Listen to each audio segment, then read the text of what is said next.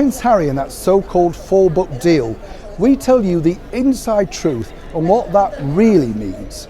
Hi, good morning, Neil Sean here in the heart of London. I hope you're keeping well, and thanks as ever for watching the show, and a big shout out to all of you people around the world that comment, like, and of course tell me off for standing wrong, slouching, wrong tie, all that sort of stuff. I really do read everything and I thoroughly enjoy it. But back of course to your story today. Now here's where it gets really interesting for me, because last week we heard that Prince Harry had signed on the dotted line for a major deal worth around about $20 million with the publisher Penguin Random House.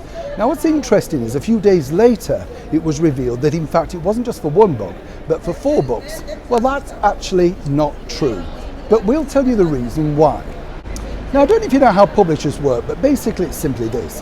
The story emerged, as I say, that he then got this deal for 4 books, and in fact the deal was worth $40,000. I love the way that the press and media decide to hype these things up. There's no such publisher that can afford $40,000 in this particular climate on someone whose story we basically already know.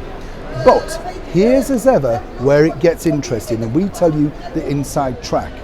There are the opportunity for Prince Harry to make further books, and whatever you've read about the book for the 4th book, the one that's going to come out after the sad demise of Her Gracious Majesty the Queen, let me tell you really what will happen.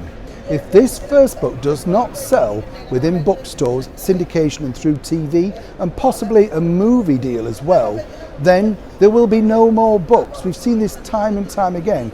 It works this way. If they can't recoup their money, they're simply not going to keep spending more money in the hope that people will buy it.